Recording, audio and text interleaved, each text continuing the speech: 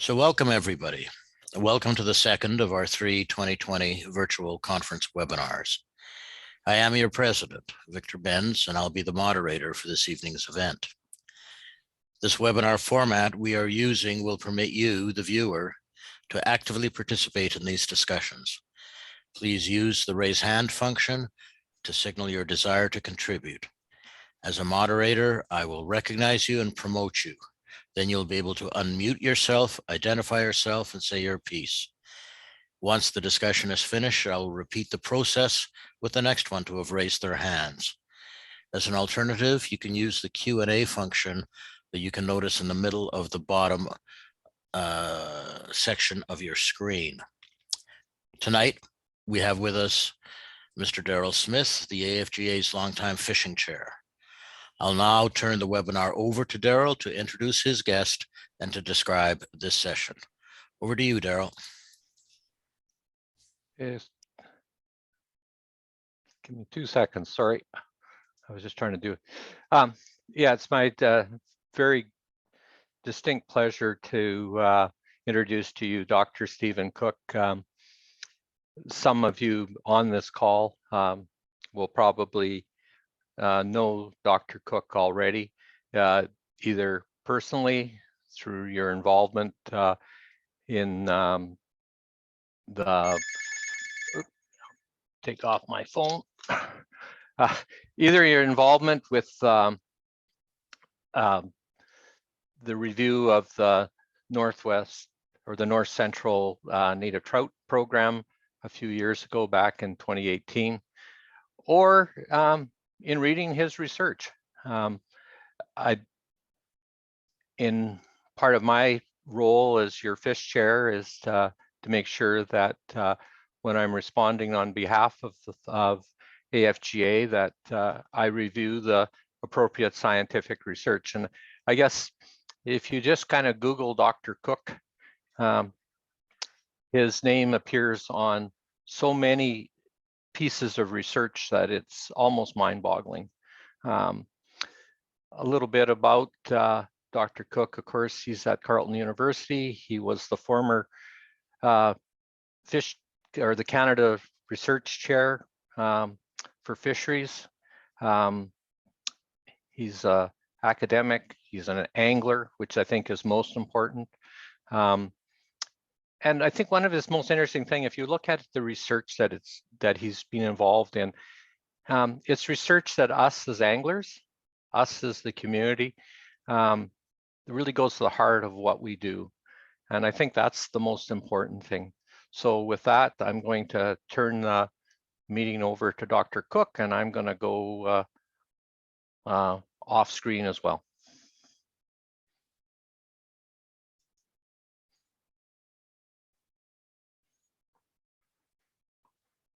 All right, thank you very much for that introduction. Really appreciate it. Can I get a thumbs up from somebody? Daryl, can you confirm that you can hear me all right? Yep, excellent. All right, so good evening. I join you tonight from just south of Ottawa. I live in Greeley, for anybody that knows the Ottawa area. So a little bit rural to the south, just south of the airport, also the traditional and unceded territory of the Algonquin peoples. So tonight I'm going to tell you some stories, fish stories, of course, and it's in the space of the science of catching and releasing fish. And as was mentioned in the introduction, I have pretty diverse interests in fisheries, aquatic issues. I have students in my lab that are studying the human dimension of natural resource problems. I have students that are engaged in evidence synthesis, doing literature reviews. I have students that are trying to figure out how we restore global freshwater biodiversity. And I have some students that are really engaged in recreational fisheries science. And that's what I'm going to focus on tonight. And so you can see there the title of the talk, The Science of Catching and Releasing Fish. The first part is kind of the fun part, if you will. And the second part on the releasing, that's a little bit more serious and where we'll spend a bit more time. Everything that I present tonight is team science. Everything we do is done in a team environment. So I'm very thankful for the students that I work with, the anglers that are part of various fishing groups and conservation organizations, other scientific colleagues in the academy, and then of course the many natural resource professionals that really help to ground the work that we do. And okay, here. All right, so a bit more about me. So where did it start? It started with a tackle box. My grandpa passed away when I was 7, and I inherited a tackle box that looked something like this. And I assume Bob Azumi got some airplay in Alberta as well. Pretty influential individual in my life. I inherited this tackle box. My dad was a chartered accountant and not exactly the most outdoorsy. He was very helpful. He was a good shuttle driver. He would drive me to whatever pond or stream or river I wanted to go to, but didn't really know what to do with any of the stuff. So Bob Azumi taught me what I needed to know.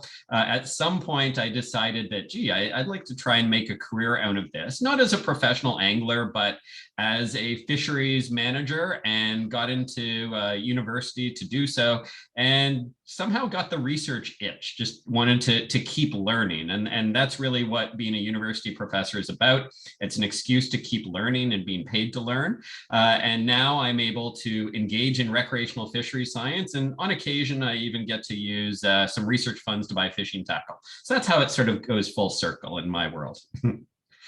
So tonight we're going to talk about 2 things. So what can science do to help catch more and bigger fish? Isn't that something we all are hoping for? And what can we do to ensure that released fish survive? We're going to start with this first question here. And I'm sure everybody's got their notepad out ready to take notes here. So you're all familiar with this idea of salooner tables. You can buy devices like this. You can look in many fishing magazines and they will tell you when to fish. And the question is, do these things work? Is this a good investment of your resources? Should you try and schedule your fishing, which is already hard enough to schedule, around salooner tables? The best data set that we have available, this isn't work we did in our lab, but I think it's fascinating, was work that involved mining angler diary reports that had been collected by Muskies Canada anglers in the Midwest, so mostly in Wisconsin and Minnesota. And so they analyzed over 340,000 muskellunge angler diary entries. And at the end of the day, they found that the number caught was related to the 29-day lunar cycle, with more caught around the full and the new moon. And it was statistically significant. But if you actually look at the effect size, it's very small. It's 5%. So if you fish exclusively on the peak lunar day, you would on average catch 5% more muskie than anglers that fish on random days. So this is not all of a sudden, wow, if I go fishing on those days, it's going to double my catch. No, you'll catch 5% more. So in muskie lingo, that means that, you only need to do, 9,500 casts instead of 10,000 casts to catch a muskie. So might be worth it. We tried to do the same thing using bass and letting the bass tell us what they were doing. This was largemouth bass in a lake in eastern Ontario that we had wired up with a telemetry array. So you can see off to the right there, you can see the lake. It's not a big lake, but you can see a track that's kind of swirling and moving around the lake. Well, that's the path that fish took. This is a 3-dimensional telemetry array. What you see visualized there is just 2 dimensions, but everywhere the fish goes, we know. And we wanted to know whether or not fish behave differently, whether they were shallower, in shallower depths, easier to access habitats during periods that coincided with different lunar phases. And we found nothing, not a thing. But there's some other things that I think are worthwhile, little stories that I can take from this. So this was about 15 years ago, and we had this lake, as I said, done up with a 3D telemetry array. The fish could not hide from us, okay? So a couple of things here. So first of all, this is not a big lake, 8 hectares. We estimated that had approximately 600 largemouth bass greater than 10 inches, so catchable fish. And when we fish there, we have days when we catch no adult fish, okay? We know they're there and we still don't catch them. On top of that, the telemetry data, the telemetry array, there was a little hut that we had constructed on the side of the lake. We could go in there, look on the computer screen, and it would tell us exactly where these fish were to within a meter or two, including in, not only in X and Y, but also in terms of depth. We could go there, literally drop a worm or a minnow on its snout and have days where we came away skunked. And, this was really frustrating as a scientist. It was frustrating as an angler, but also I think really informative that there's a piece of fishing that really, that transition from fishing to catching, there's things going on there that we do not understand. And this is something I was interested in digging into a little bit more. And so I had a student, Robert Lennox. He's now a research scientist in Norway. And he did a review on what makes fish vulnerable to capture by hooks, okay? And so he reviewed over 300 papers. We included papers that had been done in the marine realm and even commercial fishing, so folks that used long lines, because conceptually it's the same thing, trying to catch a fish by hook and line. Reviewed 300 papers, and we found two things, okay? This is earth-shattering. The first is that hunger increases the probability of a fish being vulnerable. And sort of like, duh, okay, what else? What else did we learn? Well, that encounter, so, the idea that you need to put a lure or a bait near the animal is important, but that alone is insufficient to ensure capture.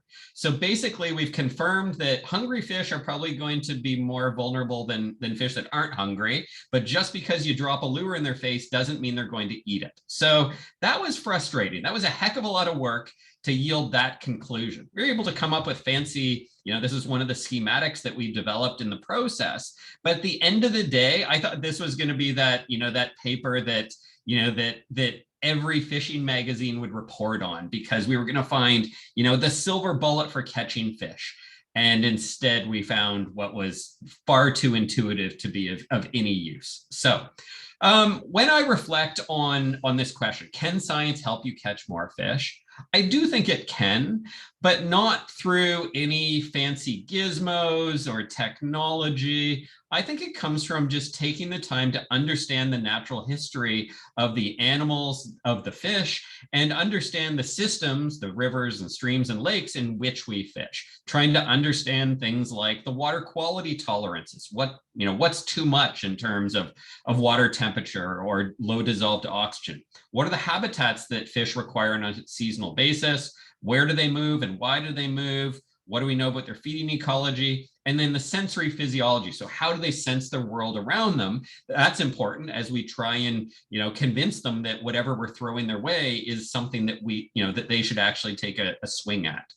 Now, this information does not require one to go to university or spend oodles of dollars on research. It's time reading books, magazines, websites, but it's really time on the water and time in the water. And so there's me doing some snorkeling in the Caribbean there, but I've learned so much by watching fish underwater. I think I've become a better angler with a snorkel and mask than I have with all of the other efforts that I've put in, all of the science I've done. To me, it's just every time I watch fish, I learn so much from them. So maybe if you don't have one, you've got some beautifully clear water bodies in your neck of the woods. Maybe it's time you probably want a wetsuit or a dry suit, but might be a good investment. Okay, so that's sort of the fun part. So guess what? I didn't help you out, okay? So you're gonna have to continue to spend as much money as you can on the latest and greatest tackle with the hopes that will help you out. So keep doing that. So what can we do to ensure that released fish survive? So this is as I said, the more serious part, and this is where I'm going to focus. I'm going to be a show off and say that is a permit that I caught a week ago today in the Florida Keys. So our team has some funding from Bonefish and Tarpon Trust. We were down there to do some tagging on permit. So I caught and tagged that one, but I was also spooled by a tarpon. So that was slightly embarrassing. So, all right. So anglers interact with lots of fish. Okay. Now, how do we know this? Well, the reality is we don't, because most places, most jurisdictions don't keep track of how many fish are caught, harvested, and released. One of the few places that does it is Canada. And so every 5 years, DFO with their partner provinces and territories do a national survey. It's a mail survey, and it's really, really important information it provides. It tells us how much money we spend in Canada on recreational fishing a year. It's somewhere around $8 billion. But it also tells us how many fish we catch, how many we eat, and how many we release.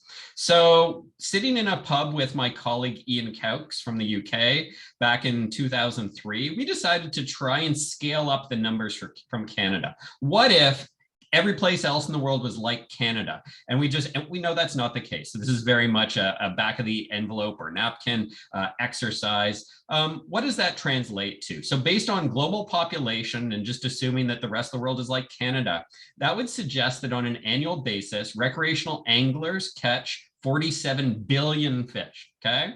Of those, about 30 billion are potentially released. So are these numbers real? Probably not. Are they in the ballpark? Hard to say, but even if they're half that or a quarter of that, the point is the numbers are massive, the number of fish that we catch and release. So in Canada, we're now over 70% of the fish on average that we catch get returned back to the water. And so there's a lot of impetus to make sure that if we're going to release those animals, that they survive. So I'm here talking about catch and release. And I know that, for some, it's still a new concept. It was really in the 1970s where organizations like Trout Unlimited, US and Canada really started to push this, where government agencies were starting to use more and more regulations that involved catching and releasing a component of the catch. It can be mandated, so government can say you must release. It can be voluntary, where you could harvest the fish if you wanted to, but release it. It can be discouraged, where you could legally harvest that fish, you could legally release that fish if you wanted to, but we or harvest it, but we actually want you to harvest it. We're trying to discourage it because we might be trying to manipulate the population in some way. And I know in some places, fisheries managers have been very frustrated. They put in a regulation where they're trying to adjust fishing quality in some way, and everybody keeps releasing all the fish. And so the regulation doesn't quite work out as planned. And then lastly, if there's any good Germans in the group, verboten, German for forbidden. And that is because there are parts of the world, including in Germany, Austria, Switzerland, and increasingly in the UK, where we're starting to see either regulations or social movements that are in opposition to catch and release. The idea that you're playing with animals and it's not good for their welfare. You can go catch and release fishing in Germany. If you catch a fish that's out of season, that's absolutely fine. You need to release it. But if you catch a fish that you could harvest, you're supposed to harvest it. So that's kind of how it works there. That's how the regulation and practice rolls out. So I share this as if this is, again, some new phenomenon. We started releasing fish in the 1970s and it caught on. But the reality is we've been doing so for quite some time. So Dame Juliana Bernes argued back in the 1420s, in a book that was eventually published in the late 1400s, argued for conservative harvest to protect the resource, and actually suggested that some fish should be put back. And you can see an image there in the bottom right of an individual releasing a fish. And then we started to see fish harvest regs in the UK and France as early as the 1500s. So again, catch and release isn't quite as new and fandangled as we'd like to make it out to be. Catch and release rates are highly variable. So on the left there, we've got muskellunge, which swim in the Rideau River beside my campus at Carleton, bonefish. Both of them have release rates that probably are in the 99% percentile. So about, the vast majority of the muskie and bonefish that are caught are released. And then we have tasty critters like walleye, that's what's in the shore lunch up top, or Atlantic cod in the bottom, and they're pretty tasty. And so they tend to be harvested at much greater rates depending on regulations and the location. It might be 60, 70, 80% of those animals are harvested and consumed. So tasty fish oftentimes are the ones that we harvest. So when you think about it, you go fishing, right? And you hook a fish. So there's all sorts of things that happen to that animal. And I know there's a lot going on here in this figure. The point isn't to decipher this. The point is that there's a lot that happens to the animal from when you hook it in that top picture to when it's landed and how you handle it till when it's released, that ultimately determines whether or not that animal will survive. And there's obviously there's survival, but there's also a huge sort of span of what that can look like. So you can go from literally negligible effects where it's just the hooking injury and the stress associated with capture and the fish recover. The injury might heal in a couple days and the stress is gone in 3-4 hours, through to animals that may have an eye injury that might lead to lifetime fitness impacts. So they might not be able to grow as much because of a mouth injury or an eye injury. They might get whacked by a predator, which means death and zero fitness. So there's a span of things that happen. So obviously the target for catch and release is to release an animal that has no long-term fitness effects. We don't want to give it a disease or exacerbate any diseases that it has. Minimal injury and minimal stress. And I say that because you cannot catch a fish without injuring it, and you cannot catch a fish without stressing it. So we're trying to minimize those. And at the end of the day, it's about survival. Fisheries managers don't really care a whole lot if cortisol was high or if the ions were imbalanced for a couple hours. They care about whether that animal survived, whether it's going to be able to grow and reproduce and so on. So something to keep in mind. So what do we know?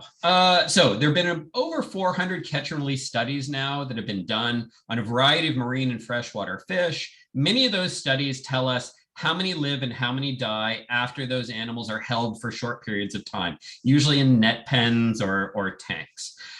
We know that many fish are released and some die. And as I said, there's also these sublethal effects. Now, across that body of literature, we know that the outcome of an angling event is influenced by all sorts of things. So the biology of the fish, right? Not all species are going to respond the same, and not all, even sex can vary. We've been doing work in the Fraser Basin, and we see that female sockeye salmon are far more sensitive, nearly twice as sensitive to fisheries stressors than their male conspecifics.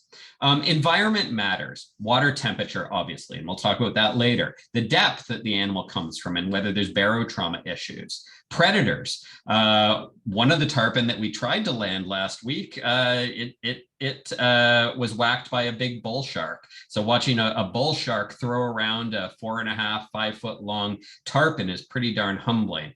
So that animal, obviously, and that was before we landed it. So yeah.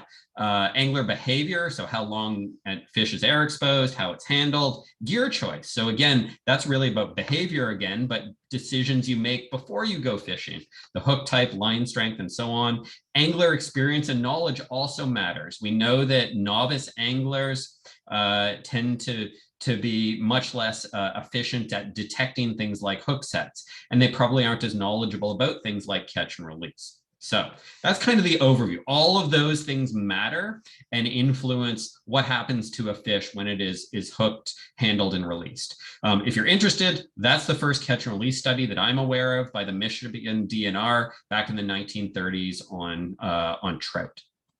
So what is the biggest thing? If there's one thing that kills the most fish when people go catch and release angling, what is it?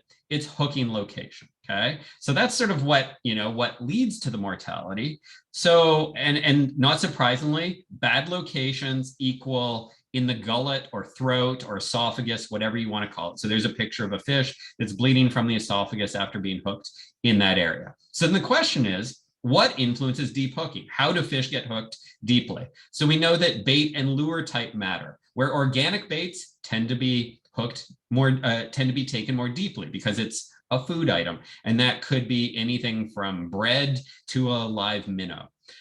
We know that bait and lure size matter. So smaller lures, smaller baits tend to be taken deeper. And that's just a factor of size. If it's tiny, a fish can inhale it, more likely to do so than something larger that might not fit in their mouth in the same way, and they might have to do a little bit of chewing or manipulation. We know that fishing style matters. So passive fishing, so you're sitting back in your lawn chair, you're not paying attention, maybe with a bobber or drifting, that tends to result in deeper hooking than, say, actively reeling in a lure or actively bringing in a fly. Experience matters. I've already mentioned that. We know that novices, I go fishing with my kids a lot, and they're brutal at deep hooking fish. And we know hook type matters. We know that conventional J-style hooks tend to be hooked more deeply than other hook types. And so one of the things we've been asking lately in our lab is, are circle hooks the answer? And so if you're sitting there saying, what is a circle hook? I have the world's biggest circle hook here.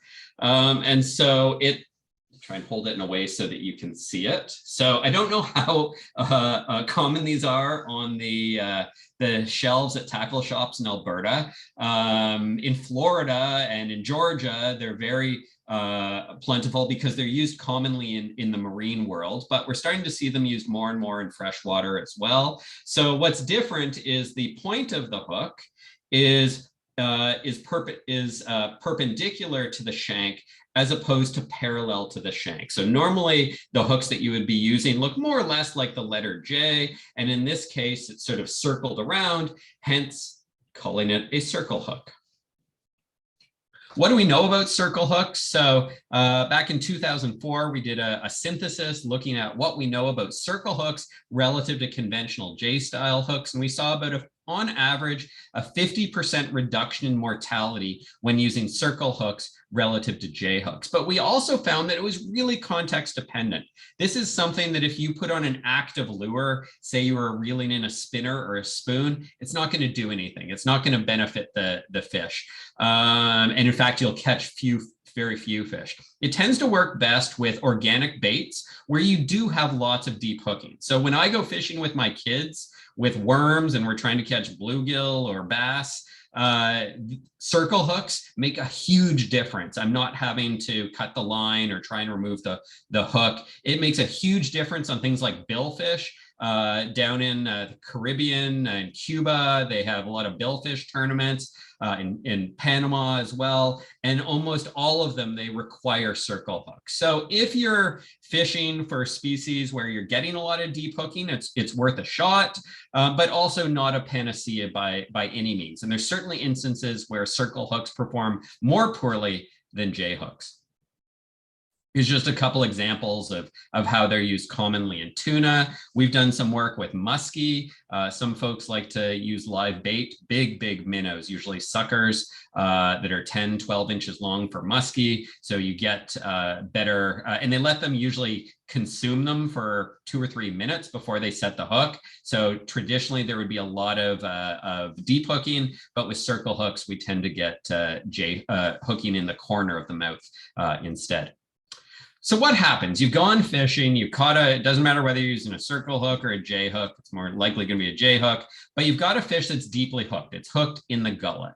So should you cut the line or try and remove the hook using pliers or hemostats or your fingers? So there's been some work that's been done on salmonids that shows that cutting the line is definitely the best approach. We've done some work in our lab using bluegill, and you can see the numbers there. So for a fish that was hooked in a shallow area, after 2 days, we had the controls, we had 0 mortality. After 10 days, 2.5% mortality, so negligible. For line cut fish, so this is a fish that's deeply hooked and we just cut the line, it's about 8% at 2 days and 12% at 10 days. And if you try and remove that hook, all of a sudden that mortality jumps way up, 32% at 2 days, 44% at 10 days. So you might be saying, well, what happens to those fish when we leave that hook and a little bit of line in place? We found that the line cut fish were able to expel hooks 42% by 2 days and 60% by 10 days.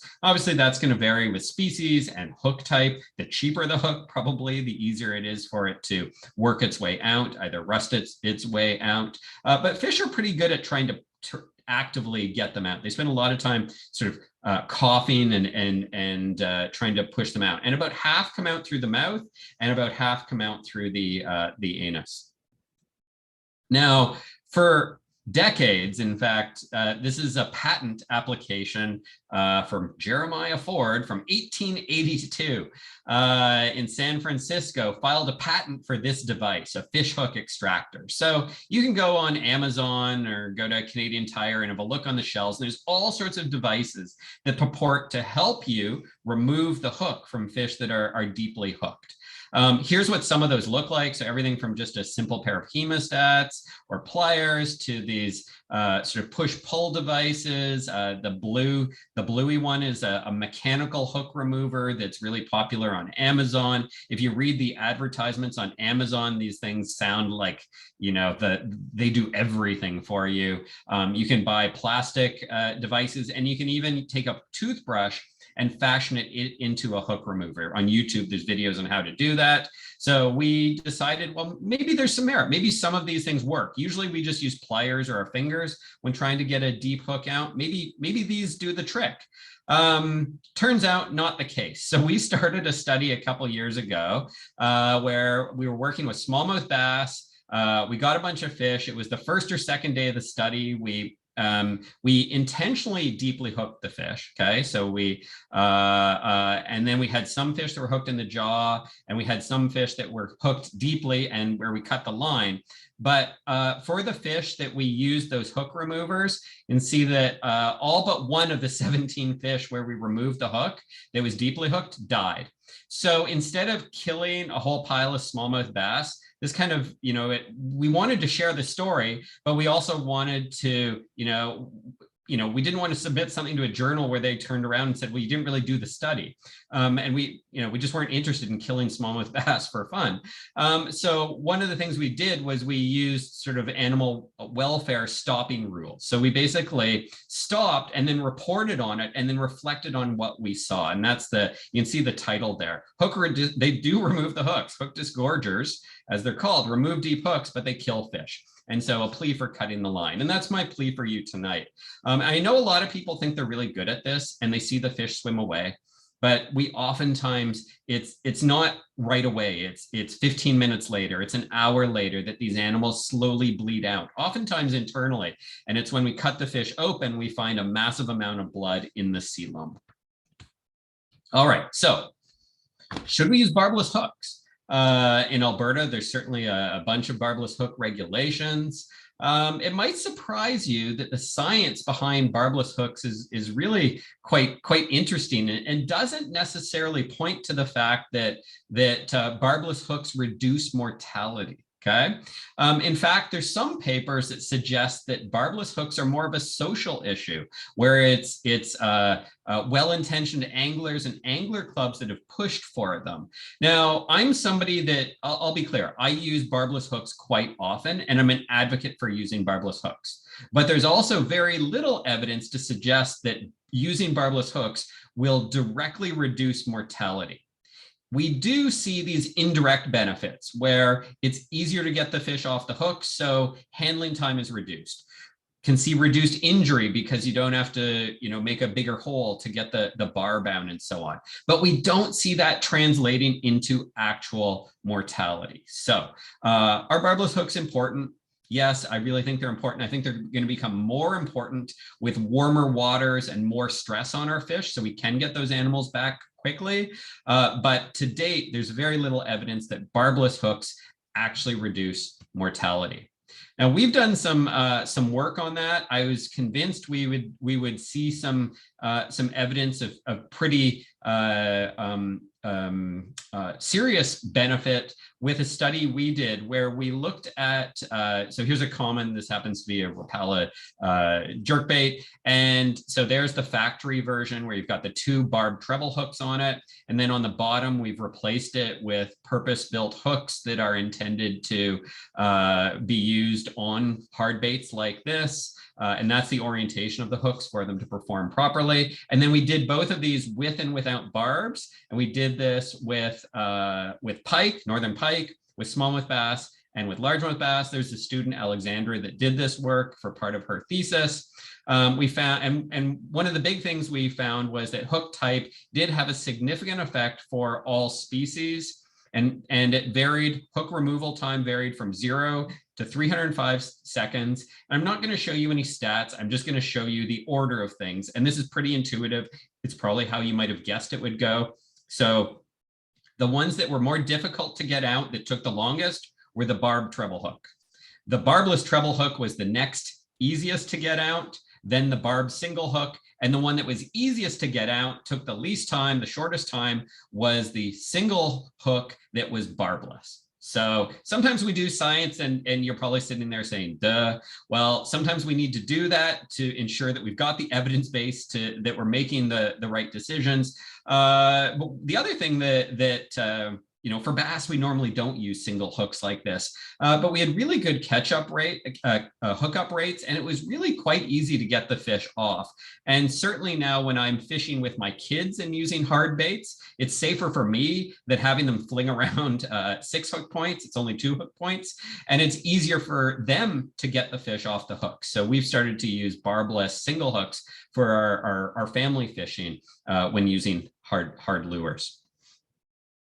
I'm not sure how many of you are familiar with this, the idea that when a fish is deeply hooked, it's bleeding in the gullet, all you need to do is do the dew. Oftentimes it's Mountain Dew, but there's various sodas, diet sodas and so on that have been purported to reduce or stop bleeding. And so a few years ago, we said, well, let's sort this out. Let's do some science. So we bought all sorts, we went to Walmart and bought all sorts of different kinds of pop.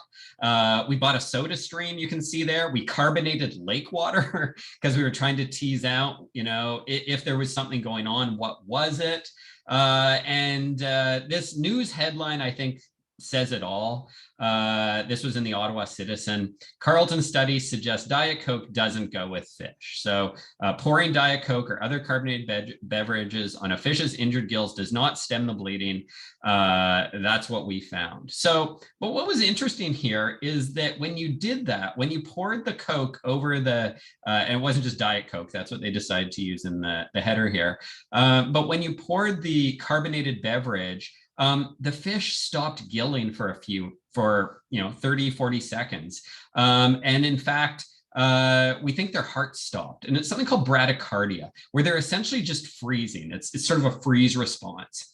And so when we would put that fish back in a white cooler and watch it, the fish would sit there. And after about 15 or 20 seconds, there would be one open and close of the operculum. And when they did that, there would be a puff of blood. And then 5 seconds later, there'd be another one.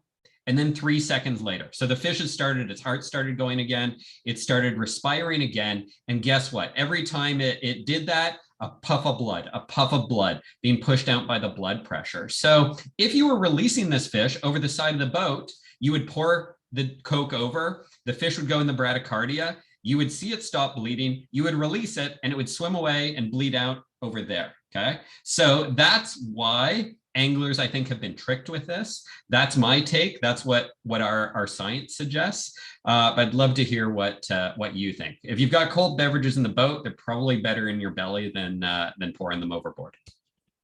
Should I use a net? So this is a common one. Certainly, there's some net materials that can fray tails, remove scales and slime, and so on. On the bottom are a bunch of common net types. Not surprisingly, things like number 1, 2, and 4 tend to be not so bad for fish, or on the better side of things. Whereas 3, those polypropylene nets, those are also the cheapest. If you go to Canadian Tire, that's 15, 20 bucks. You can get yourself a polypropylene net. All of those others cost a decent bit more. But my take with netting is we tend to only use it where it's essential to control the fish. And that's for the safety of you. So if I catch a big muskie, I don't necessarily want to hand land it on the side of the fish, nor do I want to fight that fish so it's so pooped out that I can land it in that way. So it's sort of for the safety of you and for the fish. If I don't need it, I don't use a net. Sometimes I'll use a rubber net or a knotless nylon net if I've got a fish that I want to grab a photo of, so I can keep it in the water, remove the hook, and it's still in my possession, but it's still in water. Grab a quick pick of the fish and let it go. But in places where barbed hooks, you can see to the right there, we found that these rubber coated nets were quite good for the fish in terms of scales and fins, no damage there, but the barbs tended to get hooked in there, and oftentimes with the fish in them. So we've done this work with bluegill, which we oftentimes use as a model because we can catch a gazillion of them. We've done it with brook trout in the Lizay study here, and oftentimes we'd find that the brook trout were hooked to the net, and then that would cause a fair amount of mouth damage and lead to extended air exposures. What about a lip gripping device? We did one of the first studies on this topic a bunch of years ago in the Bahamas. Another one of these studies that I kind of wish we didn't do.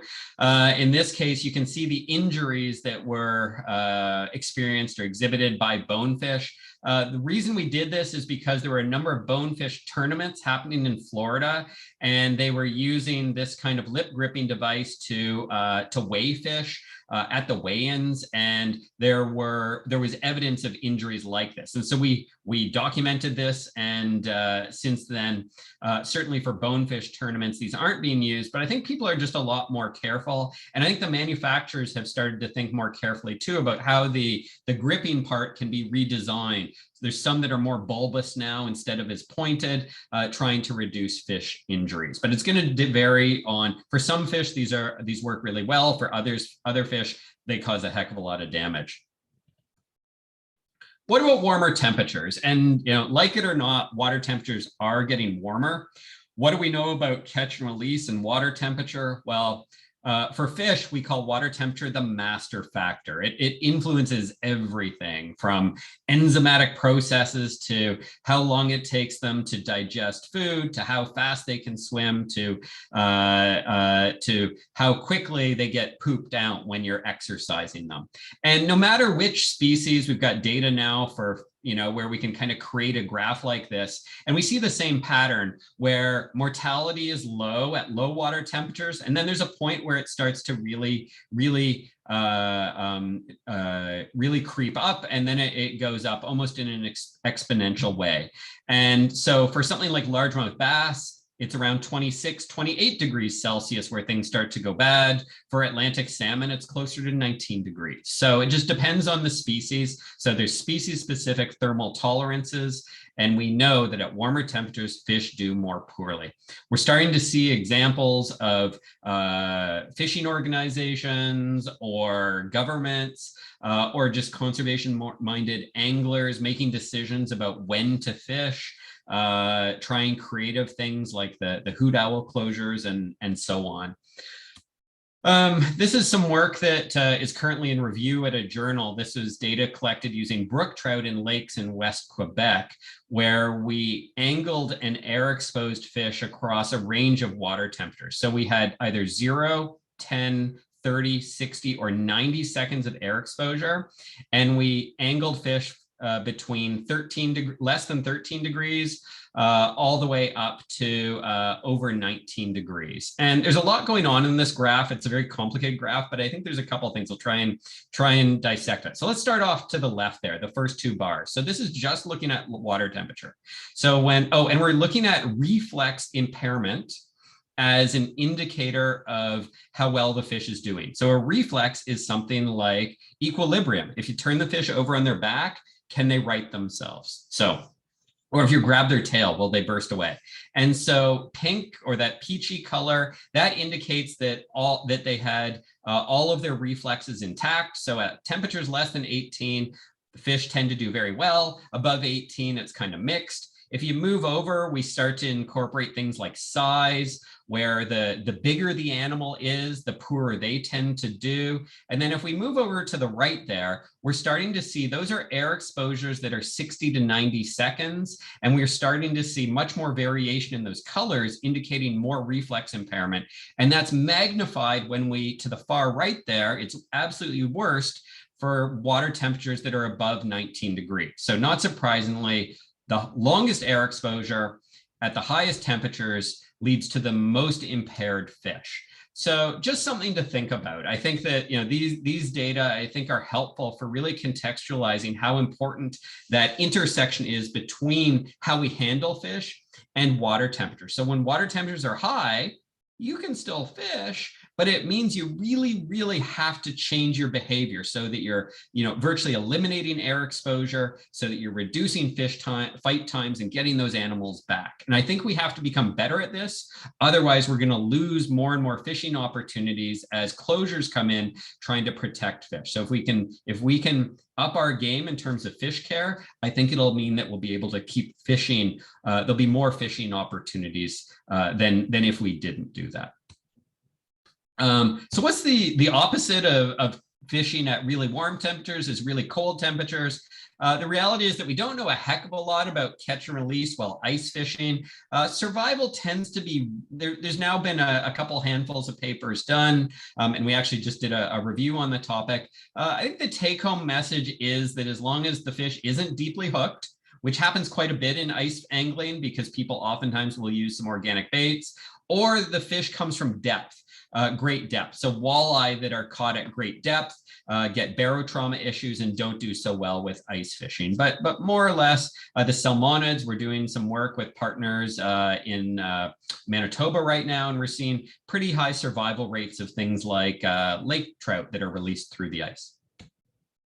So what about air exposure? You've already heard me talk about air exposure as a potential issue.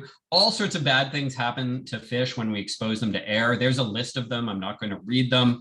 The end of the day, we know that it leads to pretty significant impairments. And if you hold them out of water for too long, it will kill them either directly, where they just simply expire, or alternatively, you put back a fish that's impaired and it gets blown out downstream, or it gets whacked by a predator. And that does happen more often than you would think. A few years ago, DFO asked us to do a review of all the air exposure literature and come up with a number. They wanted one number. And this was really hard because we're generalizing across species. This wasn't just about freshwater fish in Canada. This is everything, global literature base. And the only thing that made sense was less than 10 seconds. Now that's generalized. Certainly if you go fishing for brown bullhead or carp, you can air expose them for lengthy periods of time, 10 minutes, and they wave at you as they swim goodbye, they swim off. There's other fish where 10 seconds is probably too long. So if you want one number, just to simplify things, try and keep it less than 10 seconds. But context matters here so much. A warm day, 10 seconds might be too much. A cool day, cool water temperatures, 10 seconds might be just fine, and even a minute might be fine. But 10 seconds, about as long as you can easily hold your own breath, is about what we tend to strive for and encourage, realizing there are exceptions. So what happens when you get a fish that looks like this? And this happens to all of us. You go to release a fish and it's a little bit belly up. It's still plenty alive, but it's obviously not ready to swim away.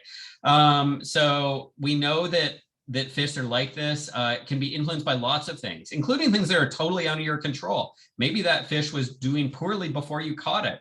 Maybe it had low energy state to start with.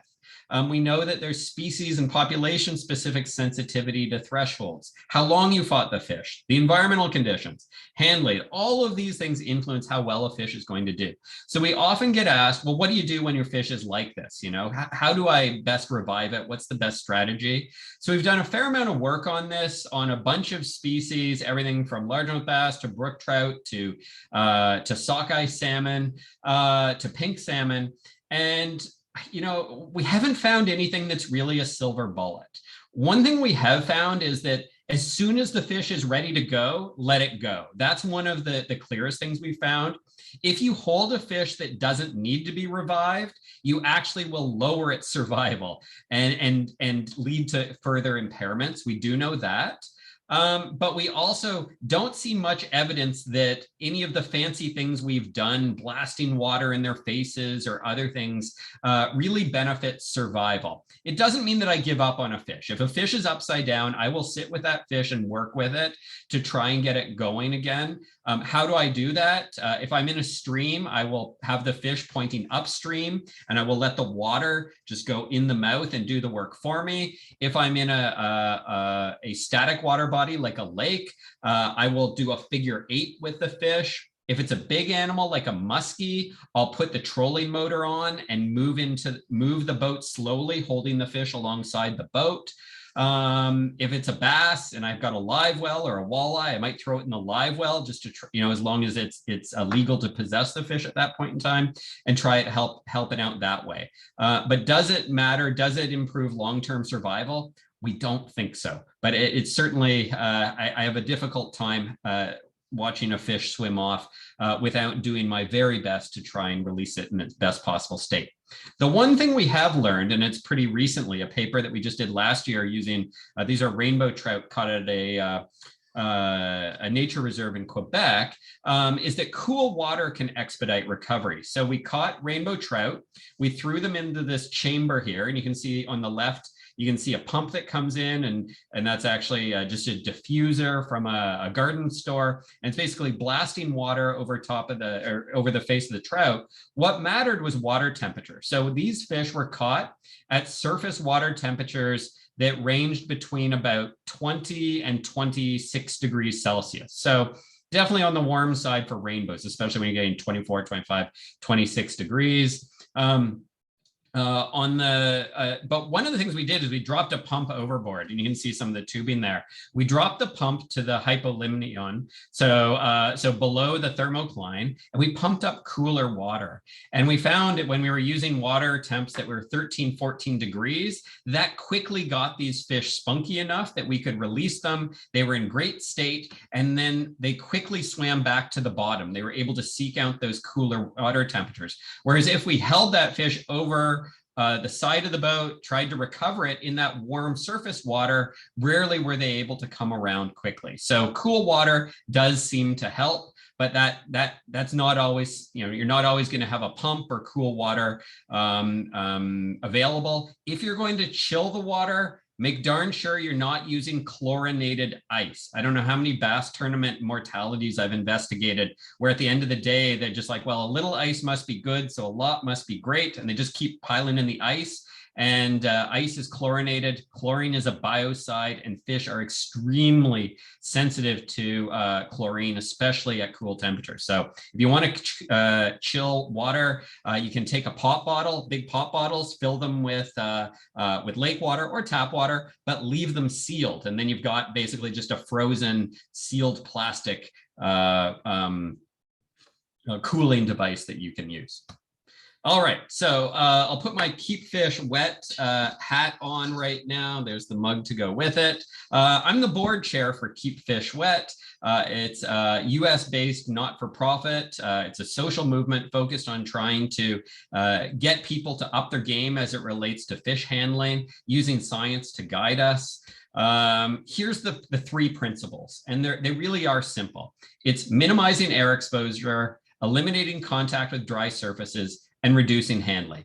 Nowhere does it say no fishing. Nowhere does it say no taking pictures of fish. We're just trying to show people how you can get some amazing photographs like you see here. These are all amazing photographs by actually keeping the fish wet. And there's lots of ways to do it. So it doesn't mean that you can't lift a fish out of water to take a picture, but it should be dripping with water. And you can see that there, that tarpon has some water dripping off its chin. You can see water dripping off that gentleman's hand. And there's so many amazing cameras, many cell phones now you can even use for an underwater photo like that one that I show there. So if you start playing around, I think we can get away from the hero shots where, the water's over there somewhere and you're holding the fish up like this. And when you drop it 3 times and it takes, 2 minutes to get the right photo, that fish isn't doing so well. Whereas here, you can just, wait for your partner to get ready to take the picture, lift it up, get your shot, back in the water, away it goes. This is a question I'm often asked, and I like to end with this. So sure, I'm a catch and release advocate if you're going to do it well, but I also love to eat fish. And so there's a jack hanging off the back of my backpack there. That's on the Fraser. I think we need to do a better job of encouraging selective harvest where sustainable, where fisheries management dictates that that's possible. There should be no odium with harvesting and consuming fish that we catch as recreational anglers. So I spend a lot of time talking about catch and release, and people assume that I catch and release every fish I catch. That's not the case. I love a walleye shore lunch, just like all of you do.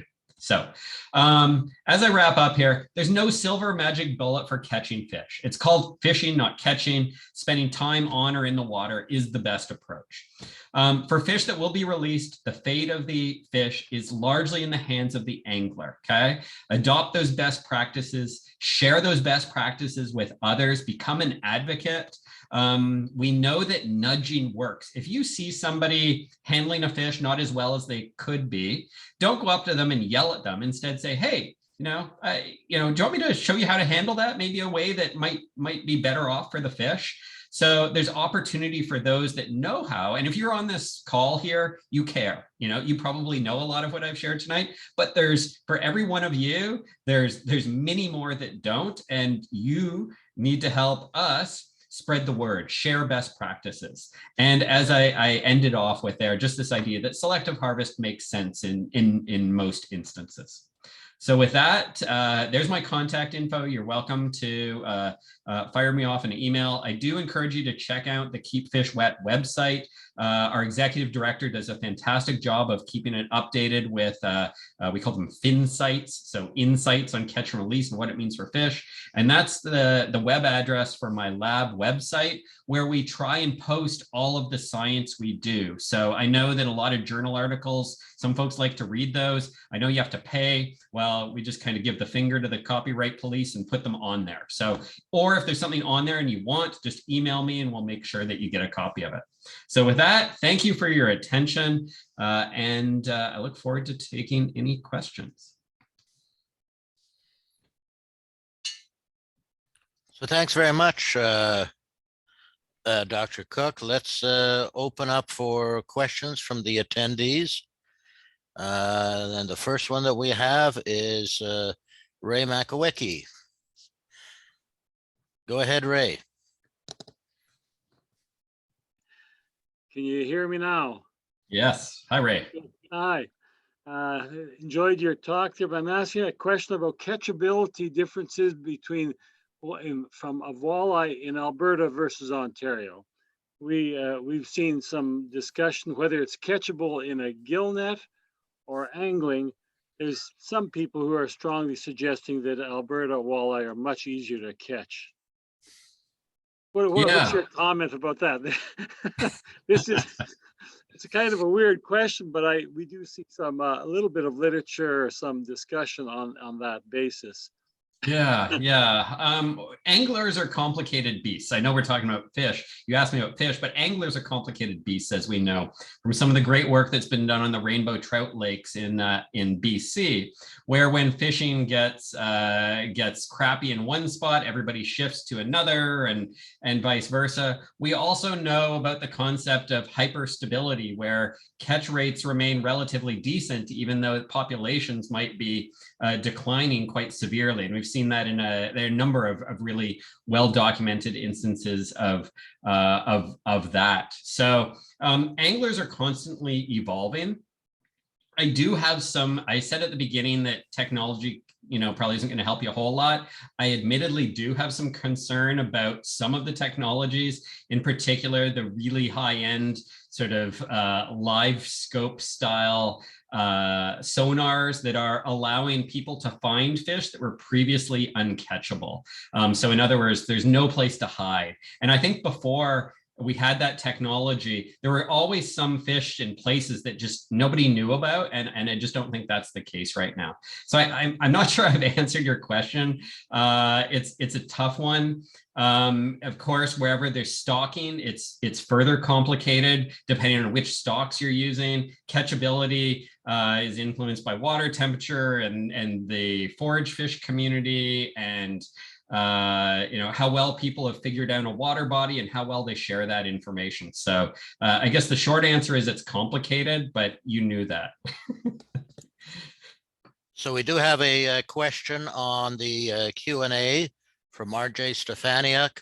What's the best method of releasing a prolapsed bladder? Yeah, so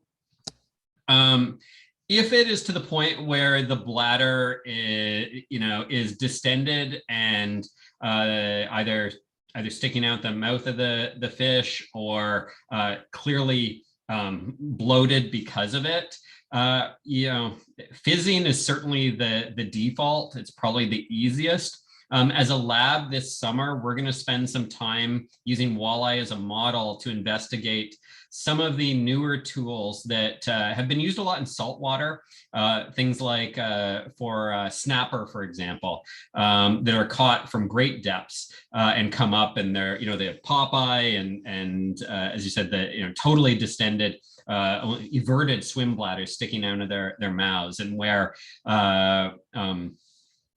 things like the fizzing aren't necessarily great. I don't love the concept of fizzing for a number of reasons. So if there are other ways to get fish back down, they range everything from milk crate affairs. So these are just creative ideas, mostly developed by anglers, through to pieces of rebar on big barbless hooks that are on a fishing line that go down to the bottom. And when the fish hits the bottom, the rebar pops out, and then you reel that in and have it ready to use on the next fish. But at the same time, if you caught the fish suspended in 30 feet of water, you don't want to rocket it down to 150 feet.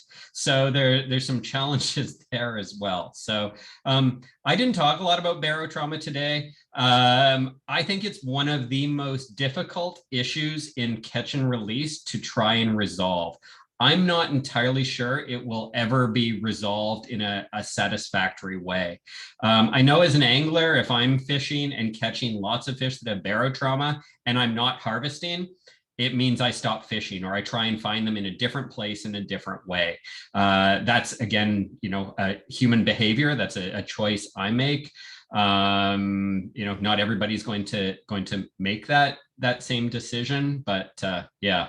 Unfortunately, none of the options for dealing with barotrauma are fantastic, other than find a different place to fish. And sort of related to that, Dr. Cooke, we have Ed Hauk asking about your feelings on fizzing. Could you maybe tell us what's meant by fizzing? Right. Okay. So fizzing is when usually a syringe or a needle is used to, usually it comes in from the side of the fish through the, usually you go under a scale or pick off a few scales and you go into the swim bladder. And in doing so, you allow the gases that are depressurized because you brought that fish from depth, they've expanded, and you allow those gases to escape. Couple of things. One, the location in which you need to fizz the fish is species specific. Even largemouth bass and smallmouth bass are different. So there are a lot of government organizations and fishing organizations have on their websites, where to fizz a walleye, where to fizz a bass, and some good YouTube videos. So check that out. Just make sure it's from a reputable source to help landmark it.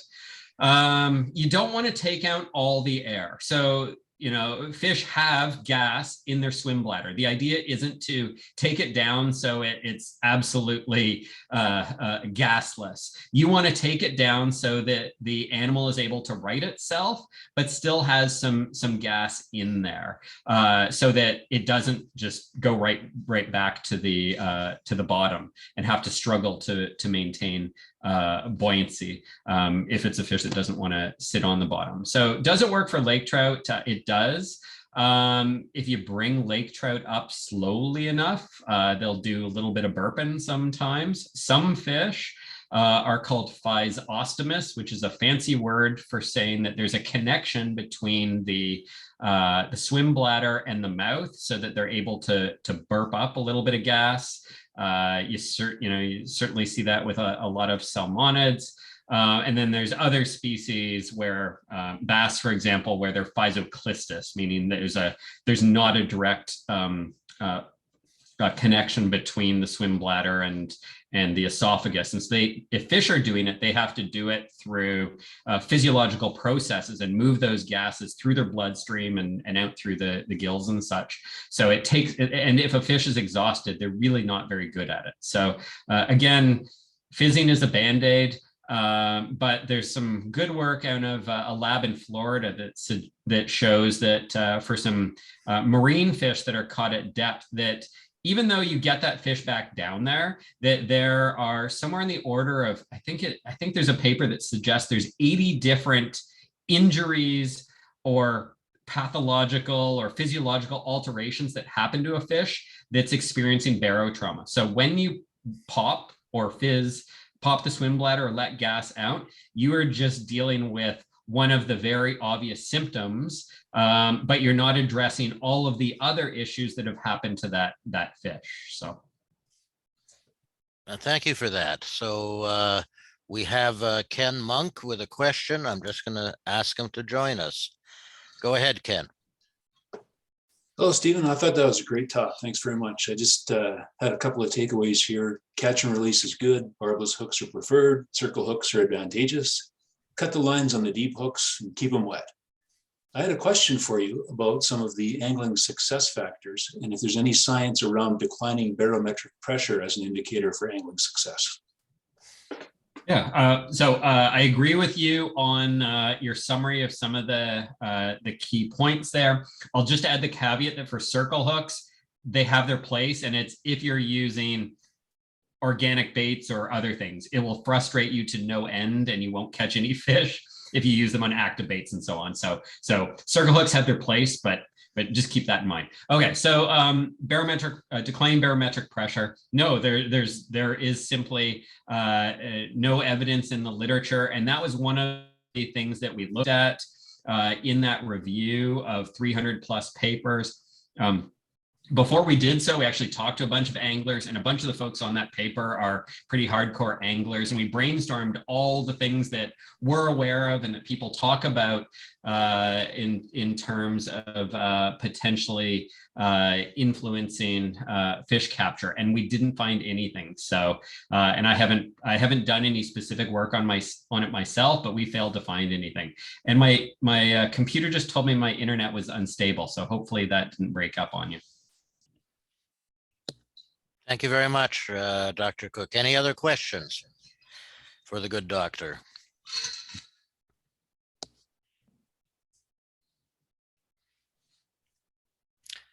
I'm not seeing any more. Oh, there's one. There's Ray. We'll let Ray have a second question here. Go ahead, Ray. Yeah, it's just Stephen, I was going back to my earlier question, and I saw your one point talking about fish and hunger, and I was thinking of starving fish that are, maybe even their condition is such that they're starving. Would that be a significant factor in terms of catchability? Yeah, presumably. So if fish are hungry, and they have the same hormones we do. In fact, we've studied ghrelin, for example, which is a hormone in humans that's associated with childhood obesity. We actually can take fish and either give them more ghrelin or block their ghrelin and make them either super hungry or not hungry at all. And so, yeah, hunger is hormonally mediated, and hormones are messengers and they influence behavior. So if a fish is hungry, it's going to go looking for food. Only if and when it gets to the point where it's in such poor condition that it's unable to forage. And I think you've all seen those fish. Every once in a while, you'll see a fish that's literally just skin and bones. That's a fish where there's something wrong. It's not getting the nutrition it needs. So yeah, fish that are hungry, if there is a lack of food, one would anticipate that catch rates should be relatively high for anglers. Thank you. We have a question from Lisa Roper. Go ahead, Lisa. Hi, Dr. Cooke. Great presentation. Thank you so much for all the information. I do a lot of ice fishing, and I build a live well in the ice especially for those big pike and stuff. And I just wanted to kind of get your feedback on it.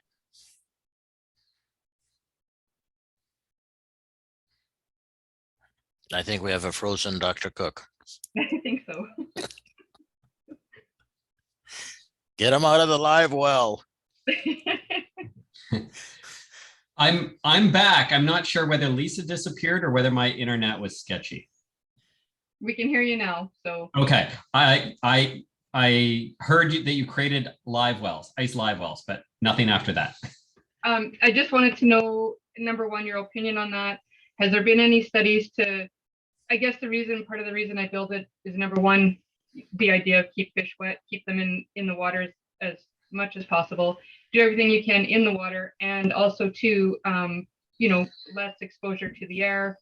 And I'm hoping that by doing these extra things, then also too, that you're adding less stress to the fish. Yeah, absolutely, Lisa. I love it as an idea, and I've seen it done, and we've done it for scientific purposes as well. The only caveat would be for barotrauma. The longer a fish that's come from great depth is at the surface, the more damage will be done. So if it's fish, even if you fizz it and just leave it at the surface, you've only popped the swim bladder.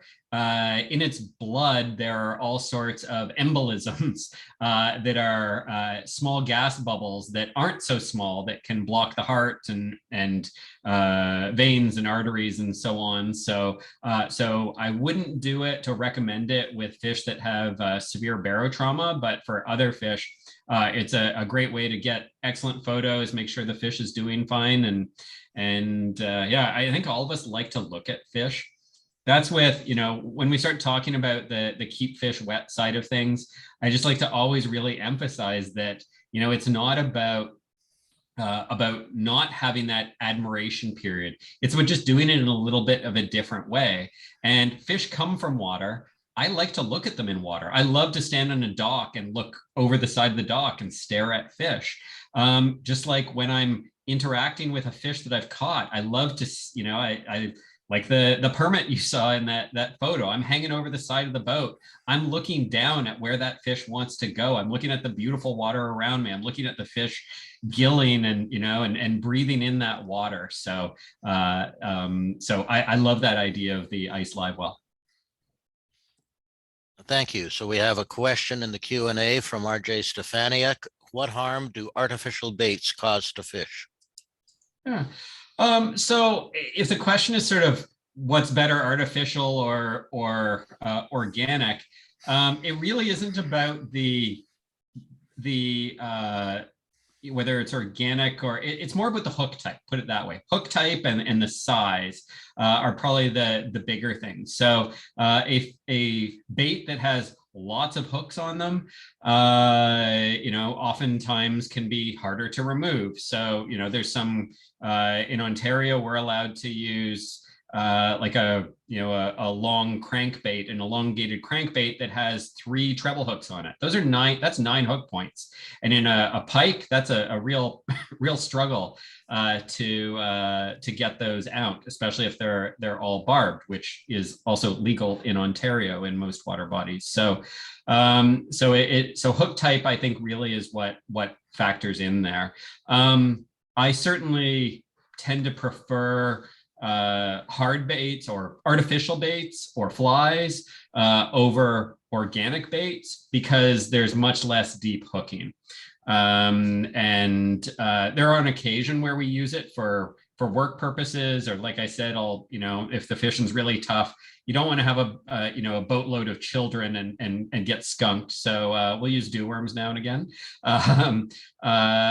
But we get deep hooking. It certainly happens. That's where I'll go to the J hook. So it's not quite as simple as, is artificial better than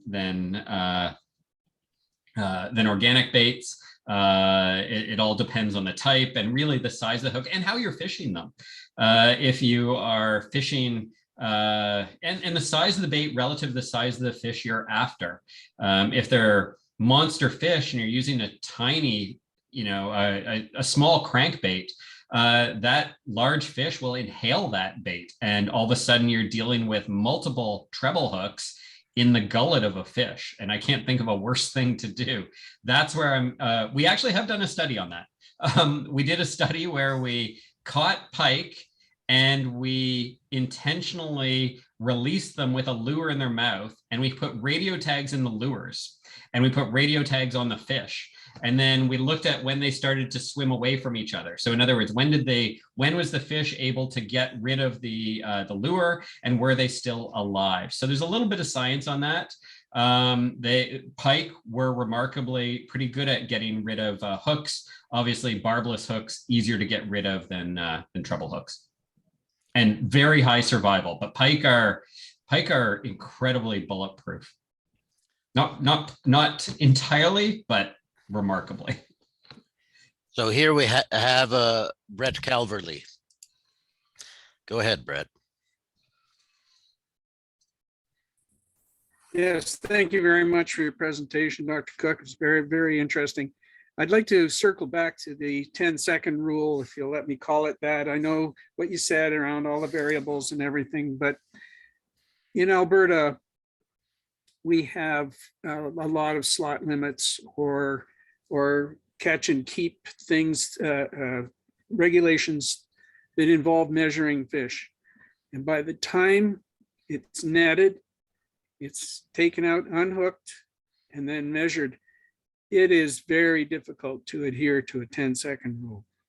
The same thing applies to any competition where you need to measure a fish in order just to see how it might rank in whatever competition you might be in. What do you think of that? Yeah, reality meets science, theory versus practice. Yes. So a couple things there. One of the things we do as a lab, we're fortunate, we're usually operating from boats, and we can work from large boats that have great workspaces. We'll catch a fish, and the very first thing we do is we put it right in a cooler or a live well. And we do that so that we can get prepared to work up the fish. So, and I say this cautioning that depending on where you are, that may be illegal, that may be considered possession. So I say that with that in mind. So it allows us to get ready, to get our measuring board ready. And the first thing we'll do is we'll unhook the fish. So, we'll open the cooler and we'll take the lure out. The fish is now, we've done that in the water or just above the water. The fish is back in the water again. Then we get the ruler out and our data books or whatever we're doing with that animal. We get ready, we pull it out, put it on the measuring board, and then we know how big it is and so on. So, so use of things like coolers, again, for research purposes, we use water-filled troughs. So we create, I use marine grade plywood, and I create a V-shaped trough that we pad with cheap camp mattresses, and we fill with water, and we change it between fish. And we have an embedded ruler. So we're able to measure the fish while it's still in water. So we're trying to up our game as research scientists with how we handle fish. And I think some of those ideas, depending on the situation, you're not going to, that's not going to work if you're, on a stream bank. But if you're on a boat more than a little tinner, I think that's possible.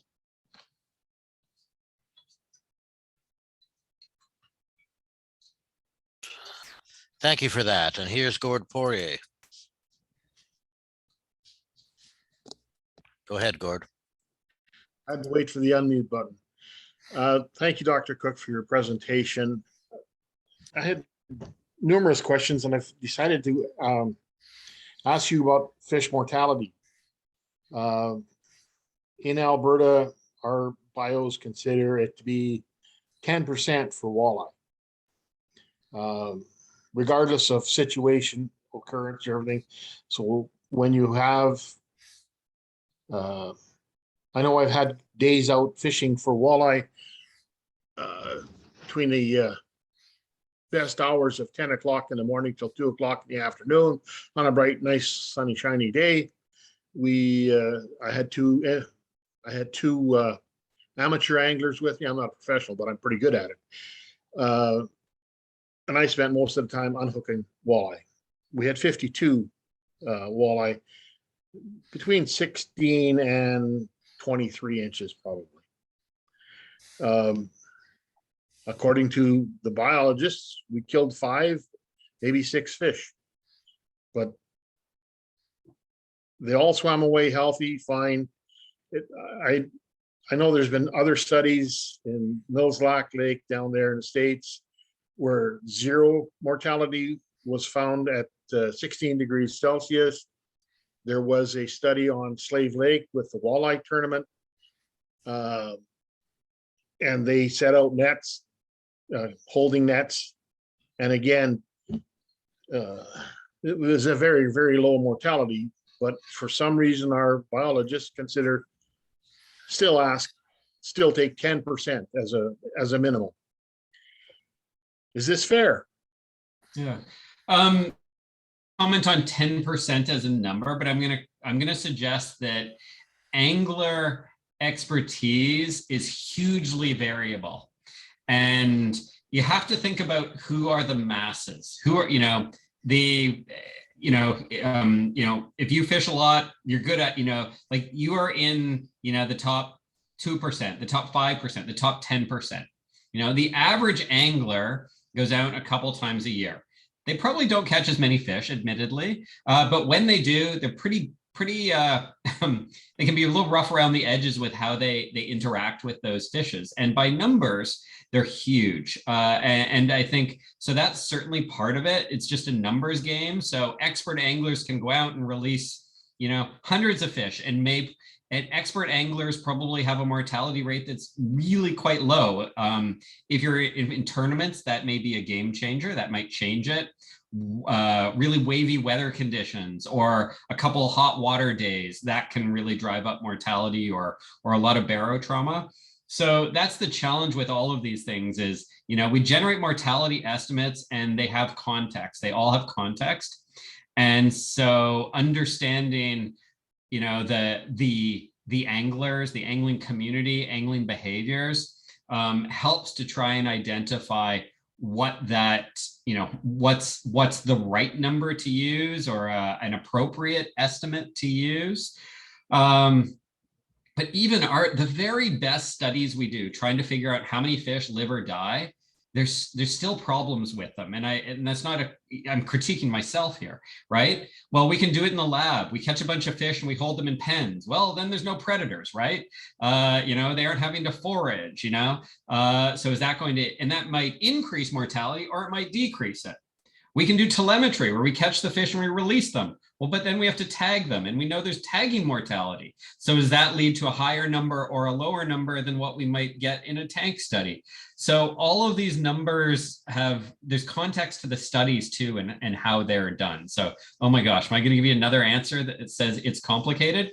But it is something as simple as how many walleye live or die is entirely complicated as a question. So I don't want to comment on the number without really drilling into all of that literature, and I don't know it well enough to comment on that specific number, but those are just some initial high-level thoughts.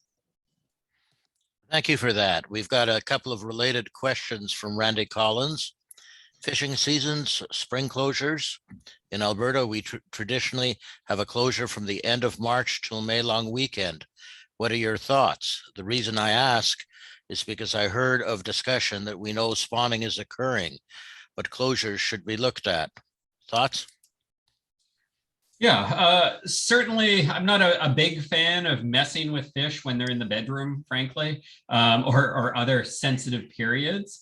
But I think we haven't been so good at figuring out when that is. I think there's a lot of lore that sort of goes into that. And I think as we use new tools and talk to more people, including Indigenous voices, we're learning more and more about when and where animals reproduce and how sometimes the regulations that are in place don't jive with that. And I'll go back to the Florida example. The work that we were doing in Florida this week was, and I've got a team down there right now, we did work that showed that permit showed up at offshore spawning aggregations a month and a half earlier than the government biologists thought. So they've put in a 7-year experimental regulation that adjusts that window on those key aggregation sites. It's not for permit writ large, it's on key aggregation sites. And we're investigating that over the next 7 years to see whether that works or not. So as we learn more and more about these animals, we'll be able to fine tune things. The other thing is warming waters. And so we're seeing changes in the phenology, reproductive periods, and so on. And as we, there've been a couple of really interesting examples in Eastern Ontario here with bass, where they've adjusted seasons in ways that have actually created more fishing opportunities. So we now have an early season, pre-spawn season for bass on the St. Lawrence River, because the water's so cold, the fish don't spawn until into June. So you can now fish for them in May. Whereas in some of the smaller inland lakes, you can't fish for bass till the end of June. So as we learn, again, more about animal environment interactions and specifics, it allows for more nuanced, admittedly complicated, which isn't always desirable with regulations, but regulations. And I do think there are opportunities. In Ontario, we've got regulations that say for many of our sport fish that you can't fish for them during the winter. And from a catch and release perspective, at least, doesn't seem to be much science to support that. There are issues with aggregation. So as long as they weren't harvest fisheries necessarily, we may be able to open up winter fisheries for things like bass, which would create new angling opportunities. So thanks to climate change, warming waters, whether that's because of humans or other factors, however one feels, that combined with just new knowledge, I think we can revisit some of these fishing regulations with that in mind. So I'm just going to allow Lisa Roper to speak because she did have her hand up for the longest time and then it suddenly went down just as you were winding up. So go ahead, Lisa, please. Sorry, thank you. So when catching, say big pike or for you guys muskies and stuff, can you talk to me a little bit about holding them vertically opposed to horizontally and the impact that it has, say holding, a 48-inch pike vertically? Does that cause any extra stress to them, to the organs, to, how does it affect fish? Yeah. So great question, and something that's certainly discussed a lot in muskie magazines and in Fisherman magazine and so on. I'm unaware of any specific science on the topic. I prefer animals to be held low near the water. So if you drop them, there's less likelihood of them falling from height. alongside the boat. Sometimes I will hold a big pike or muskellunge vertically, but I'm not hoisting them up. It's kind of, I let the fish sort of tell me how it wants to be held, but more likely than not, we are supporting them by the belly. To me, it feels like we're putting a lot of stress on, but that's just, again, I'm telling you, it feels, that's an opinion. There's no science on the topic. There's been a little bit of work done on largemouth bass where, with largemouth bass, how people lip, and on really big bass, they kind of like really wrench it around. Folks have done MRIs on those fish, and there's even on the large fish, when people sort of reef them around like that, there's no evidence of any jaw damage or displacement that at least was evident with those MRIs. So yeah, to me, the biggest risk is droppage. So I prefer to do those kind of things over the side of the boat, or in a net that's being lifted up off the ground as a support. Last thing I want is a 40-pound muskie, not that I ever catch them that big, but a big animal thrashing about in the bottom of the boat. That's not good for them, and it's not good for us. Thanks for that. We've got a Q&A question from Brian Rudick. Thanks for the excellent presentation. Any thoughts on the importance of balanced harvest in pike, walleye, and perch fisheries? Yeah, and I'll preface this by saying that I'm on the Chief Science Advisor for the Alberta Environment Parks Science Advisory Committee, and we're going to be digging into a lot of fisheries issues in the next month. And I have not done all the necessary homework that I need to do. Certainly some folks on this call have been sending me lots of amazing literature and information to work with. So I think I want to be just a little bit quiet on this one until I fully understand the Alberta situation and I'm able to sort of contextualize that with my own understanding of balanced harvest and the literature and so on. So I'm gonna be politically quiet on that one, other than saying it certainly seems to be an increasingly popular approach to management, but also one that has certainly concerns among some constituents. Thanks for that, Dr. Cooke. And thanks for saying nothing, you mean? No, and I'll share with you a personal experience with respect to 9 points on 3 trebles on a Rapala that's barbed. It's nothing gets you going barbless faster than getting almost all of those in your hand. Oh, yeah. Which has happened to me. So, yeah. Daryl, we're seem to have run out of questions. So, do you want to take over from here? Yeah, I think I just really want to thank Dr. Cooke. I got to know Dr. Cooke as part of the science review team that looked at that native trout issue a number of years ago, and I just really appreciate his balanced approach and approaching it, from both sides, both as a scientist but also an angler. I say kudos. I know it's late out your way. It's 10:30, but I really want to thank you for that. You're certainly welcome to stay for the next half hour. I'm going to talk a little bit about AFGA and where we are in terms of our fishery stuff, but you certainly don't have to feel obliged to do that. But I really appreciate it. I just see that there is one question that came up here. It says, recently going to be holding the fish through the gill plates.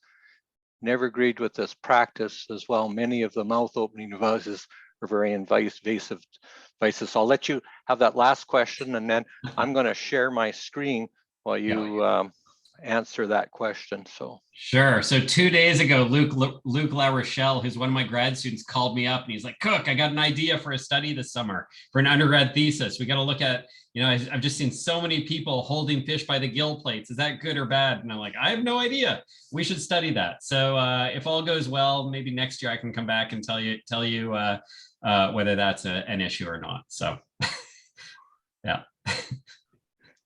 Cool. Thanks, everybody. Really appreciate these are amazing questions. It's clear that you're all passionate about the resource and engaged and very knowledgeable as well.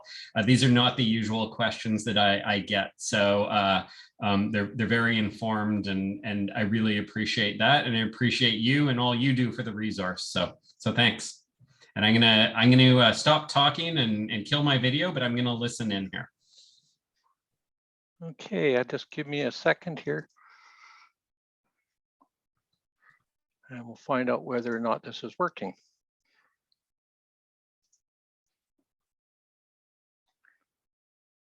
Okay, I'll put this into a smaller window.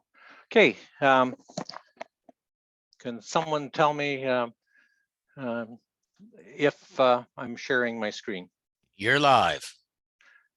Okay, as part of our normal conferences at AFGA, we always like to invite people from the science community to talk to us, and went outside of the province this year, but certainly a person that's familiar with this province as well.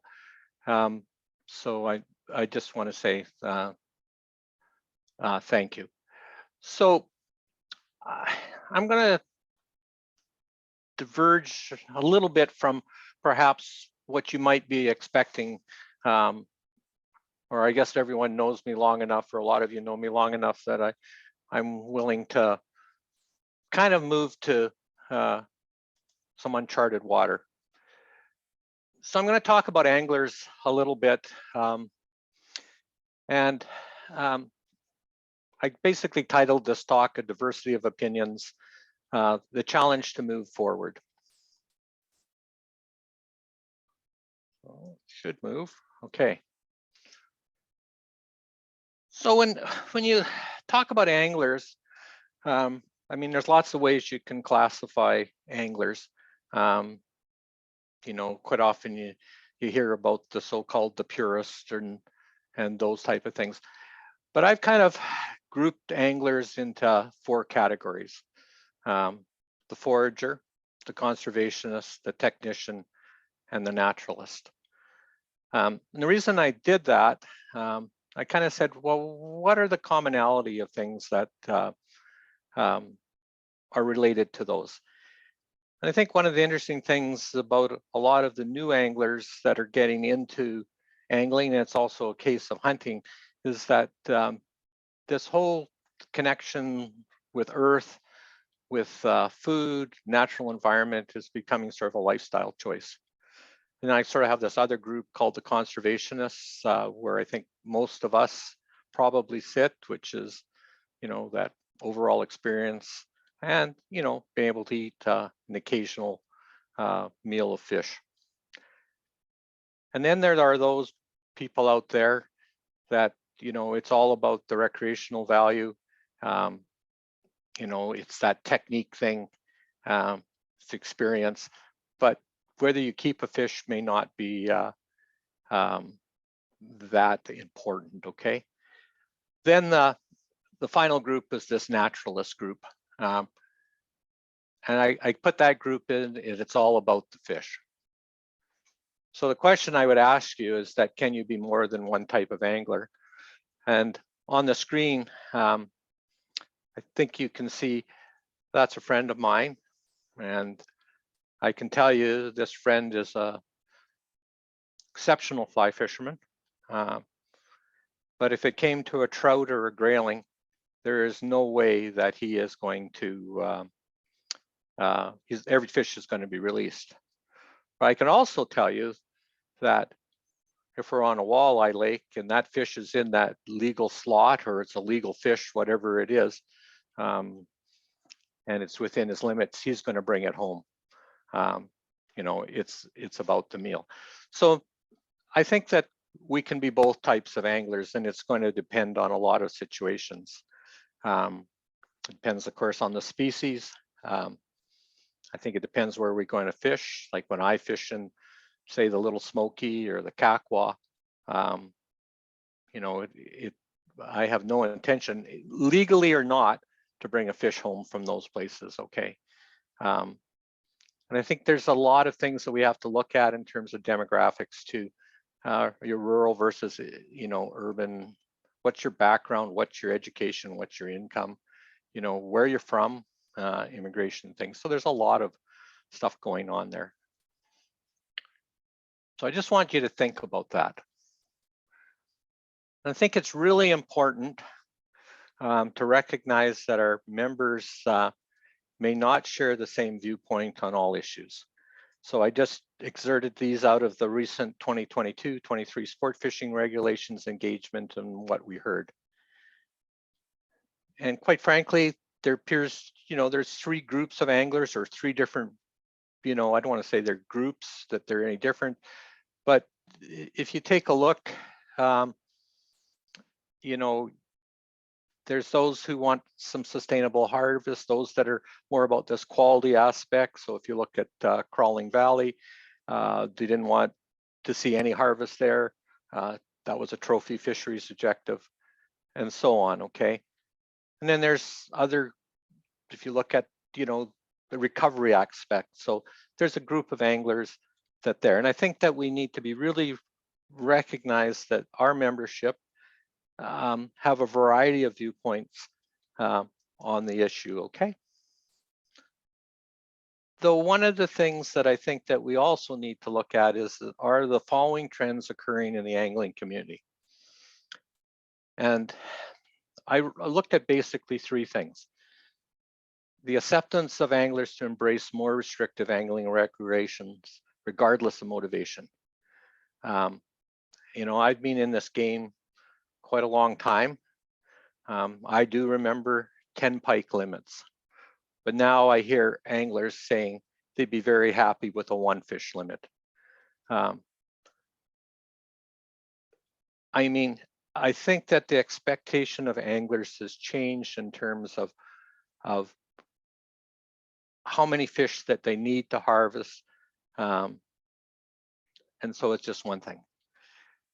There's also, I think, this focus on the quality of the experience. And if you look at Dr. Cooke noted about the recreational fishing survey in Canada, keeping fish is one of the questions they ask you, what's the most important reason why you go fishing? Well, it's all about the experience, and keeping fish is usually further down. So people may say, well, it's the way the question's asked, but I think all of us fish for the experience. But there is some things that are kind of interesting. There certainly seems to be people want to catch larger fish. There's a question of the number of fish you catch. And then there's starting to be this whole intrinsic thing. So if you looked at the Bow River about crowding, too many anglers on the water. So, you know, just in the latest engagement, saw Pine Coulee, for example, where it's only going to be a summer fishery now, no bait, devoted to trout, but no ice fishing. Clear Lake, rather than a sustainable harvest, a trophy objective. So I think there's becoming a greater focus on this question of, you know, it's beyond keeping fish. And I guess the one thing that really concerns me is that I call it dominance of the special interests, and I include myself in that special interest category. But I think this one's really concerning, is that I think the average angler is becoming less involved in advocacy, engagement, stewardship, or citizen science.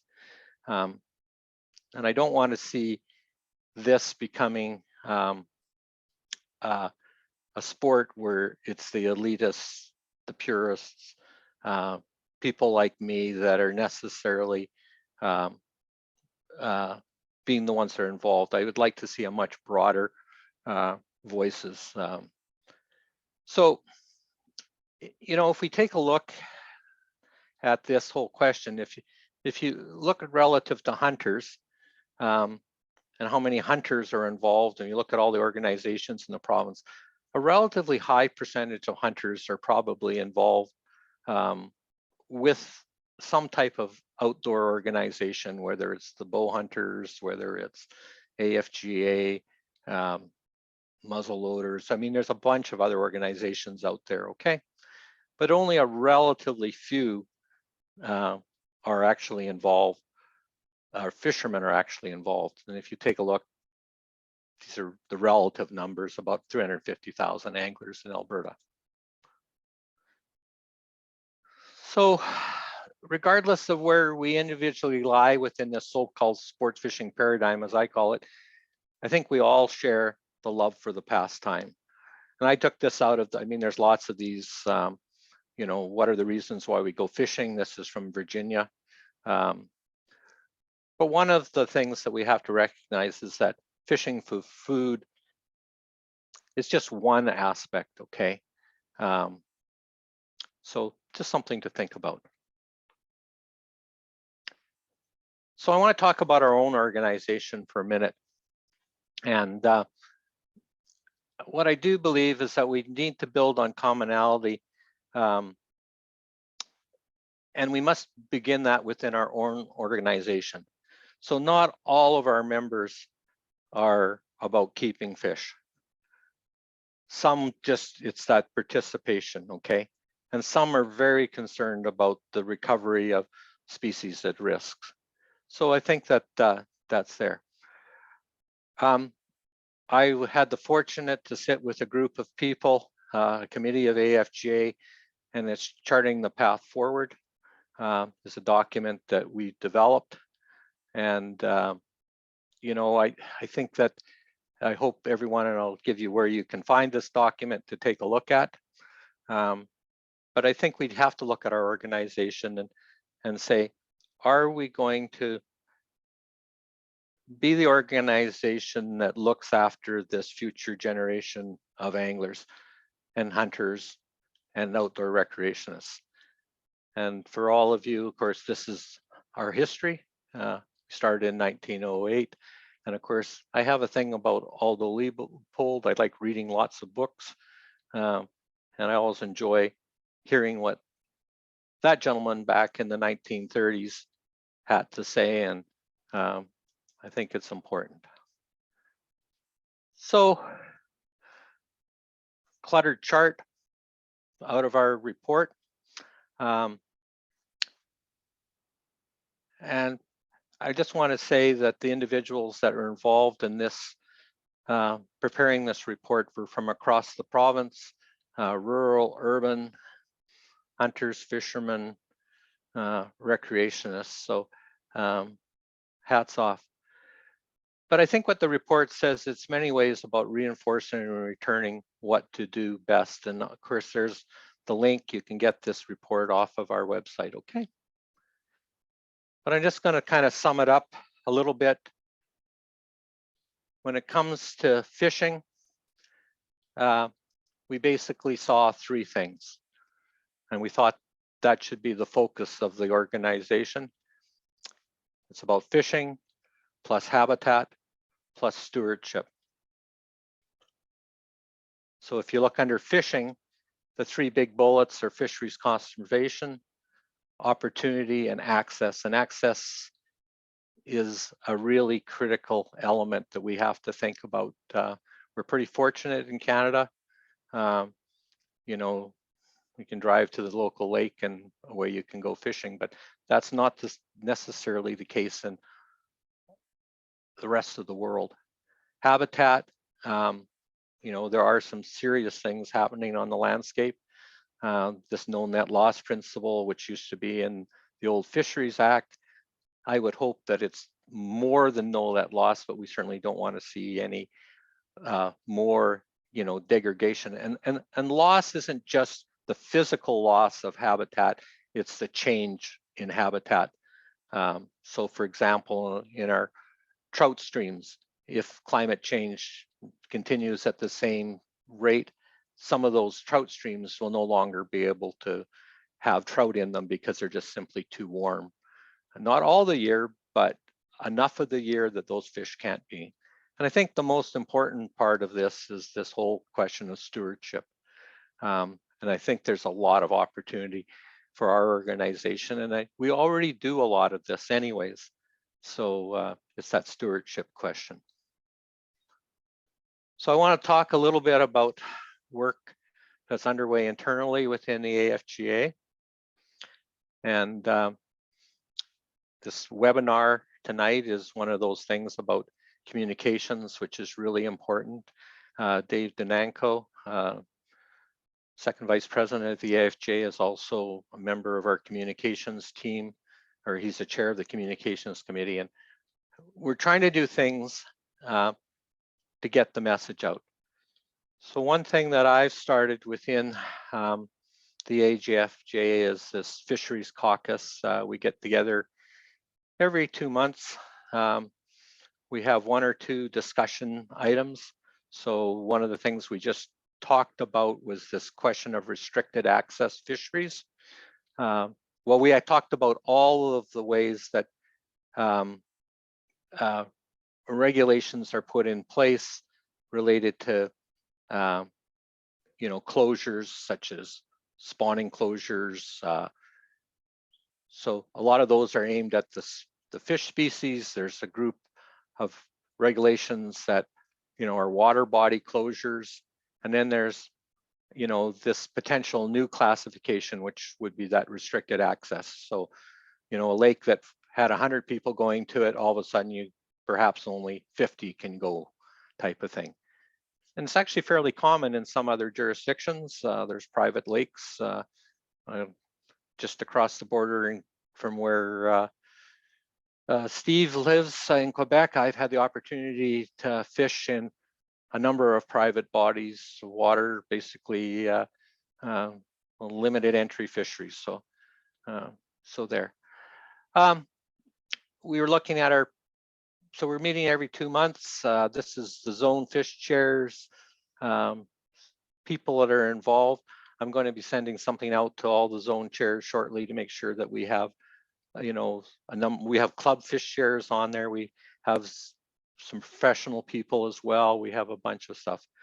We're trying to really get back to what is the thing about meaningful engagement, and looking for partnership and project identification, things that you can do, trying to build consensus, but at the same time recognize diversity. So I just want to talk about, what are our strengths? We have a strong membership and volunteer base in clubs throughout Alberta. We have clubs from Le Crete, which is way up in the northwest corner of Alberta, up near the 60th parallel. And we have clubs all the way down to Medicine Hat, which is about on the 49th parallel. So we have this great diversity of clubs. They're from both urban settings, more rural.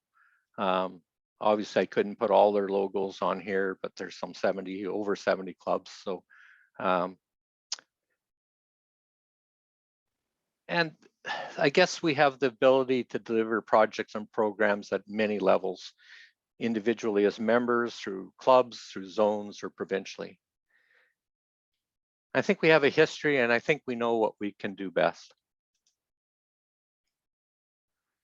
So what does success look like to me? It's more clubs and members involved in fisheries-related advocacy programs, projects, and citizen science. It's a renewed partnership with the government of Alberta at a local, regional, and provincial level. It's about creating partnerships with other stakeholders, and it's about embracing diversity of perspective within our membership and angling community. And, we've done an awful lot as an organization over many, many years. And of course, I think a lot of you probably, this is Lacombe Fish and Game on the bottom of the slide. Of course, on the other side, it's that 5 of diamonds, that iconic Alberta lure. Slen Thompson lures, for an Alberta institution. I think every one of us, if we don't have one in our tackle box, we certainly had them at one time. So ACA up in this corner, and this is sort of, looking at the government and trying to move forward. So I just want to say that the opportunities are endless. There are so many opportunities that our members and clubs can embrace, can get involved in. Perhaps we don't know about all of these, okay? And even though some of these are other organizations, there's no reasons why our members and clubs can't help to their aims, because collectively it's about a partnership. It's about working together to come up with things, solutions to make sure that angling remains an accepted pastime. Ironically, I fished in Switzerland of all places. It was kind of interesting when Dr. Cooke talked about fishing there. Believe it or not, legally, I was not allowed to release Arctic grayling, which are endangered species in Switzerland. I did it anyways, but legally that wasn't allowed. So it's kind of an ironic thing about catch and release. So I just want a little bit to take a look at the future. And I'm gonna look at one club. So this club involved in citizen science. And this is my definition. It says these were actually studies that were done by the club, sometimes with professional support, but sometimes without. There was cooperative programs. There was education programs. There was advocacy. There was engagement.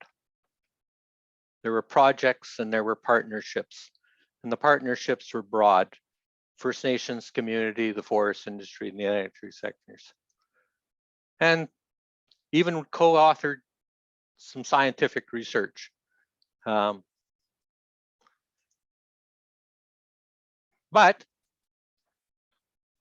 this was actually in the 1980s and the 1990s. It's not in the future.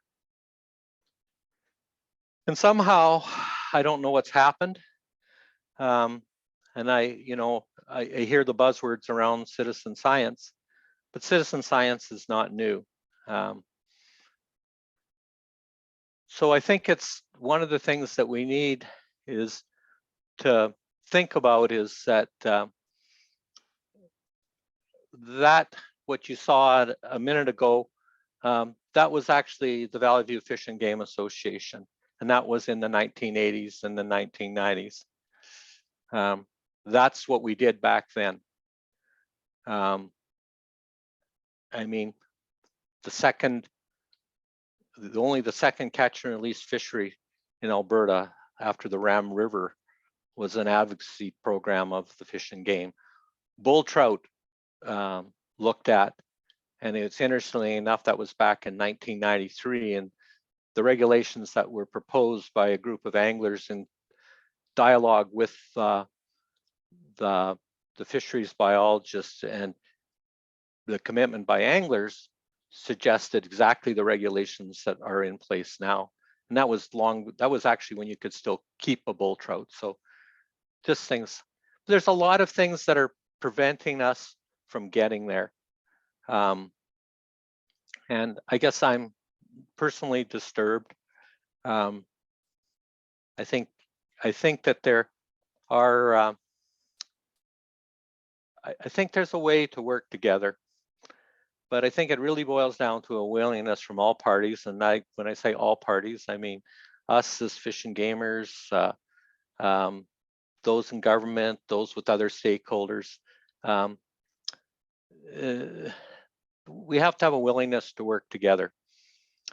And, my career, it was all about working as partnerships, whether professionally, within the healthcare arena, within business ventures. It was all about working together. And it takes hard work, commitment, openness, respect, and trust. So I believe it can happen again. And with that, I'll open it up. I know it's getting late. but I'll just shut off my thing. I do want to just say that I do have a common theme, and if you saw on all the slides, all the slides in the background were usually children, youth. This last picture is kind of dear to me. Young angler, of course, my dad was an avid fisherman, an avid hunter. So this was back in 1959 on Fork Lake. And not all the fish were necessarily big in those days. But that was back in 1959. So I'm going to just shut off my there, and I'll turn it back to Victor. And then I know it's almost time to quit, but I'm prepared to stay for a little bit, but I'll let Victor moderate and control. But I do think that the organization has a lot to offer, and I think that we can work very constructively together, but it is all about a willingness of all parties, and I think it's up to some of us as members, to get out on the water and, start becoming engaged in some of these citizen science projects as well. So, Victor. Thanks very much, Daryl. I just want to echo what many people are thinking, if not saying in the chat and otherwise. That tremendous presentation. Thank you for all your hard work. And I will also offer another plug for the report that you mentioned, something that we really have to get a good handle on and use to move forward. So we do have a little bit of time here. So if people would like to raise their hands if they've got something to say, otherwise, if we don't get a lot of activity, I think we're going to land up calling it a night. But before I do that, I want to make sure that everyone knows that we've recorded the session for a reason. We're going to save the recording, and after we've cleaned it up a little bit, we will post links to it on our own website. So with that, not seeing any questions forthcoming, I'd like to thank Dr. Stephen Cooke for your presentation and the excellent questions that you raised. Everybody, please raise their hand in support of what Dr. Cooke was able to do for us. And we'll call it a night. Thanks, everybody. It's been really enjoyable to watch this presentation, moderate it, and listen to all your questions. Thank you very much. Have a good night.